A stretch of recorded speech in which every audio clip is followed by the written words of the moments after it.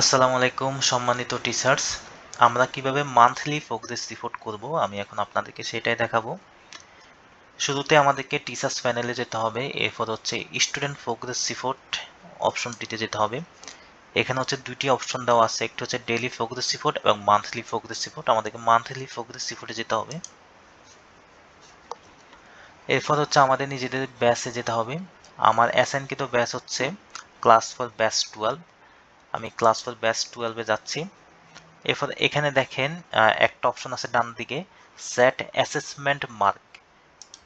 এটাতে গিয়ে আমাদেরকে এক্সামের মার্ক অ্যাসাইন করে দিতে হবে। আমাদের এক্সাম হয়ে থাকে মূলত 150 এবং 300 নম্বরে। তো আমাদের ফ্রি ক্যাডেটের পরীক্ষা হয়ে থাকে 100 নম্বরে। তো আমি এখানে 100 নম্বর সেট করে দিচ্ছি। আপনারা এখানে যত নম্বরে পরীক্ষা হবে তত নম্বর এখানে সেট করে দিবেন। এবার আমি 100 নম্বর সেট করে সাবমিট করে দিচ্ছি। এরপর হচ্ছে আমাদেরকে মাস সিলেক্ট করে নিতে হবে। আমি হচ্ছে এখানে আগস্ট 2024 এই মাসটি সিলেক্ট করে নিলাম।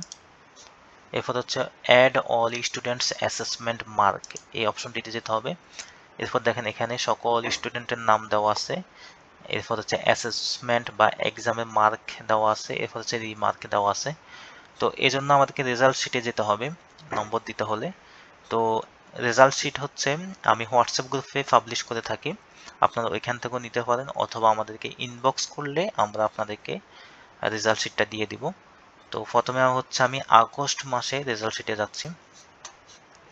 এই যে দেখেন আগস্ট মাসের ক্লাস 4 ব্যাচ 12-এর রেজাল্ট শিট এটা।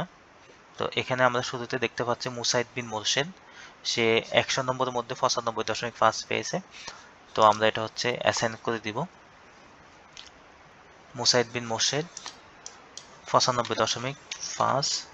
এরপর এখানে আরেকটা অপশন আছে রিমার্ক। রিমার্কে আমরা যে কোনো একটা কমেন্ট করে দিতে পারি, যেমন সে এখানে 95.5 পেয়েছে, এই জন্য আমরা ভেরি গুড দিতে পারি,